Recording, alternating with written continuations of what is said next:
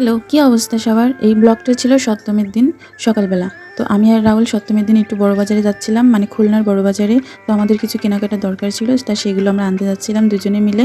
তো এই যে দুজনে রিক্সায় উঠে গেছি, আর আজকেও প্রচুর রোদ, মানে পুজোর কয়দিন যে এত পরিমাণ রোদ পড়ছে কি বলবো।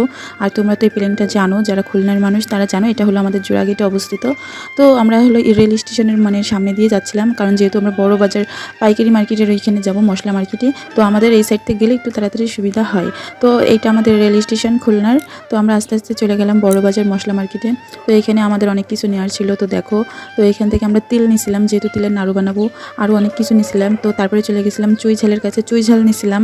তারপরে এইটা হলো সোনাপট্টির হলো পুজো হচ্ছিল, সপ্তমীর পুজো শুরু হয়ে গেছিলো। তো এখানে আমি গেছিলাম কারণ হলো আমার একটা নাকফুলের দরকার ছিল এর জন্য। তো এখানে হলো মণ্ডপটা অনেক সুন্দর করে সাজিয়েছে। তো আর এখানে পুজো তো হচ্ছিলো, তো ওরে বলতেছিলাম যাবে, তো স্নান ধ্যান করাছিলাম না, এর জন্য আর যাইনি। তারপরে নাকফুল পছন্দ হয়নি, মানে ভালো লাগতেছিল না, আমি যে টাইপের নাকফুল খুঁজতেছিলাম। তারপরে আর কি, তারপরে ও চলে গেছিলো একটু কদবেল আনতে আমার জন্য। কদবেল নিয়ে আসলো, তো কদবেল নিয়ে আমরা বাড়ি চলে আসলাম। তো ওই যে রিক্সার ভিতরে দুইজন টোনাটনি বসে বসে গল্প করতেছি আর হাসতেছি, ঠিক আছে। মানে এত রোদ বাইরে, আর এই গরমের ভিতরে এখন মানে একটু পরে বাসায় যে আবার হলো বরিশালের উদ্দেশ্যে রওনা দেবো। তো বাসায় এই যে আসছি, একটু রেস্ট নিছি, নিয়ে একটু খাওয়া দাওয়া করলাম। খাওয়া দাওয়া করে মানে স্নান ধান করে সেই ড্রেসটাই পরছি, আর ড্রেস চেঞ্জ করিনি। তারপরে এই যে বরিশালের উদ্দেশ্যে রওনা দিচ্ছি। তো আমার না জল, মানে ওকে বলছি কি জল নিয়ে আসবার, মনে মনে বলতেছিলাম একটু চকবার আইসক্রিম হলে কি ভালো হতো। মানে ও যে মনের কথা কেমনে বুঝে ফেলছে আমি জানি না। তো ও আমার জন্য আবার আইসক্রিমও নিয়ে আসছে, জল নিয়ে আসছে। তো দুজনে মিলে খাচ্ছিলাম। ও আবার গেছে আমার জন্য চিপস আনতে, কারণ চিপস আমার অনেক পছন্দ তাই। তো ও আমার জন্য চিপস নিয়ে আসছে, আবার পিনাট বাটার নিয়ে আসছে। তো পিনাট বাটার ও খাবে আর চিপস খাবো আমি, কিন্তু এখন আমি সব কিছুই খাইছি, ঠিক আছে। আমি আগে গাড়িতেই উঠতে পারতাম না, আর গাড়িতে উঠলে চুপচাপ বসে থাকতাম, কিছু খেতাম না বমির ভয়ে।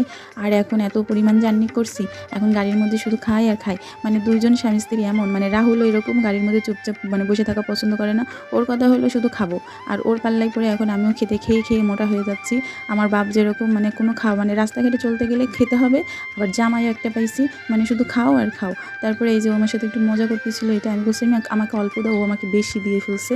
আর এইটা তোমরা জানো এটা কোথায়, আমাদের সোনাডাঙ্গা বাস স্ট্যান্ড। তো এখানে আমি একটু ভিডিও ক্লিক নিচ্ছিলাম। তো এইটা হলো আমাদের সোনাডাঙ্গা থানা। তো এই হলো আমাদের খুলনা শহর ছেড়ে চলে যাচ্ছি ভাই। খুলনা শহর ছেড়ে যাওয়ার সময় যে কেমন লাগে কি বলবো, যেহেতু খুলনার মেয়ে আমি। তো প্রতিটা মেয়েরই অনেক কষ্ট লাগে, মানে প্রতিটা মেয়ে বলতে যাদের বিয়ে হয়ে গেছে, আর যেসব ছেলেরা নিজের দেশ ছাড়া তাদের যে কত কষ্ট হয় সেটা তারাই জানে। তো যাই হোক, আমি এখান থেকে এখন চলে যাচ্ছি খুলনাকে বাই বাই টাটা বলতে বলতে।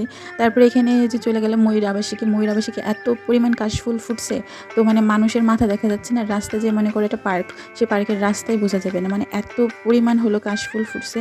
তো চলো তোমরা একটু দেখো কি পরিমাণ কাশফুল ফুটছে, এত সুন্দর। আমি তো পাগল হয়ে যাচ্ছিলাম, কারণ আমি কখনো যাইনি তো তাই।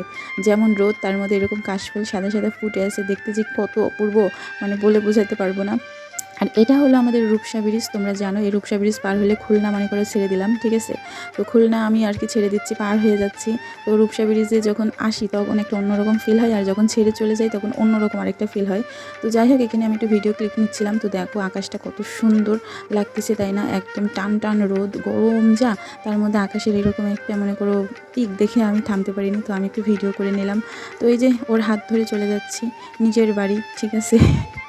সবাই বলে যে বিয়ে হলে ওটাই আসল বাড়ি, আমি মনে করি বিয়ের হোক আর না হোক আমার বাপের বাড়িও এটাও আসল বাড়ি, ঠিক আছে।